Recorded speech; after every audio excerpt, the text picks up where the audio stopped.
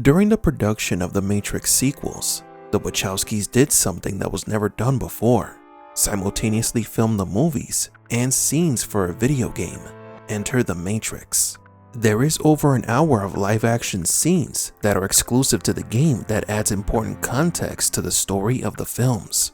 In a previous video, we talked about the scene where the train man tells Niobe how long it took to destroy Zion before, a scene that many of you thought was a deleted scene from the films.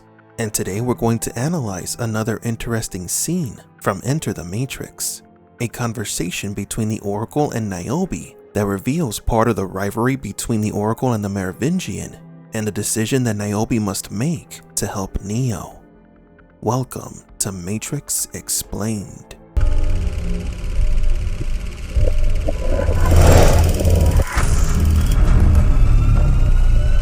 Welcome to the desert of the real. Niobe is a skeptic.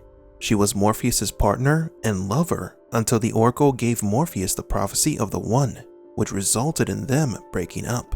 Morpheus became obsessed with the prophecy, and Niobe continued her fight to destroy the Matrix. She would later become one of Neo's most valuable allies. In this scene from Enter the Matrix, Niobe meets with the Oracle in her kitchen. However, it wasn't the same Oracle that she remembered. I know this won't be easy for any of you. Change never is. I wish the face you remember was the face I was still wearing. But that face is gone.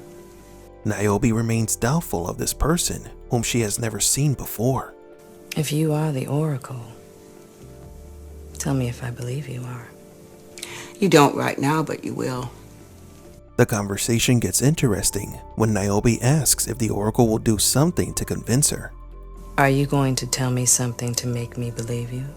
Come on, Niobe, you know I can't do that. Why not? Because I can't make you do anything. This scene speaks of the nature of the Oracle. She cannot tell anybody what to do. They must find the answers for themselves, though we know that many of the Red Pill's actions and decisions were guided by the Oracle. The fact that she doesn't directly order someone to do something and expects the Red Pills to make their own decisions is a self-made illusion that we've discussed in previous videos. At least you sound the same. As I said, you may not recognize the face, but who and what I am beneath remains the same. This is a vague reference to the fact that the Oracle is a program. Remember that Neo was the first person to deduce that the Oracle is a Matrix program. For everyone else, she was an ally, a guide. The fact that she now looks differently will confuse the Red Pills because they don't know that she is a program. Despite this, Niobe doesn't seem to be confused or surprised. She simply asks how it happened, implying that Niobe may have known that the Oracle was a program, or at least she suspected it. Can I ask what happened? The Merovingian warned me that if I made a certain choice, it would cost me. He is, among other things, a man of his word. As mentioned in a previous video, the Merovingian was telling the truth when he warned Neo that choice was an illusion.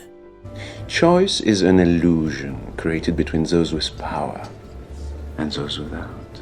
It's interesting, yet somewhat strange, that the Oracle respects the fact that the Merovingian is a man of his word. The Frenchman warned her that if she made a certain choice, that it would cost her the same choice that Niobe would have to make, either to help or not help Neo. This is a lie on the part of the Oracle. We know this because when Neo goes to meet the Merovingian for the first time, we see that Ramakantra had just met with the Frenchman, meaning that the Merovingian had already made the deal for the kill code that will destroy the Oracle's body, or shell. We've only theorized as to why these two programs fight, but we do know that the war between them goes beyond just helping Neo. The Merovingian and the Oracle have probably been at war throughout multiple versions of the Matrix. The Oracle calls for Niobe because she knows that it will be her who later chooses to help Morpheus's crew, which is what the Oracle wants. What was the choice? The same one you yourself will have to make. The choice to help Neo or not. Then Neo is alive. Yes. You touched the source and separated his mind from his body. Now he lies trapped in a place between your world and ours. Can we free him? Trinity can. But she will have to fight her way through hell to do it. These events occur while Neo is trapped in Mobile Ave, the microsimulation or bridge between worlds created by the Train Man. Interesting that the Oracle uses hell as a metaphor to describe the Merovingians' club, where Trinity must fight through to save Neo. This is because the Merovingian is surrounded by programs that belong to the Nightmare Matrix, a hellish version of the simulation. And of course, the Merovingian is depicted as a kind of king of the underworld. The Oracle continues talking to Niobe about the part she must play and the choice she must make, a brave decision that is later shown in Matrix Revolutions. Can I help? That's why I called. I cannot tell you what is going to happen. All I can do is hope that if you are given the chance, you will find the courage to do what you can. You once told me you knew everything you needed to. I do. I knew everything from the beginning of this path to the end. I don't understand. Even I can't see beyond the end. Of course, the Oracle is referring to the path of the One, the path that has repeated 5 times in the past. She cannot see beyond the path because it has been repeated several times. She knows what to expect, but in the case of Neo's path, things have changed. Neo's path ends with him accepting the inevitability of the present, the Satori, and allowing himself to be assimilated by Smith. The Oracle cannot see what is going to happen after Neo's journey because she has never experienced it. This is the first time that the sequences of events have changed. The Oracle herself introduced these changes as a kind of experiment to disrupt the cycle, and so of course, she does not know what will be the results. She cannot see beyond the end of the cycle because there has never been a beyond the end of the cycle. The Matrix has always been restarted after the One achieved their objective. This was now uncharted territory for the Oracle because she does not know what will happen if the simulation wasn't completely rebooted and Zion isn't destroyed. The end. Are you trying to tell me the world is going to end? Yes. If we cannot save it, it will end. You mean Neo?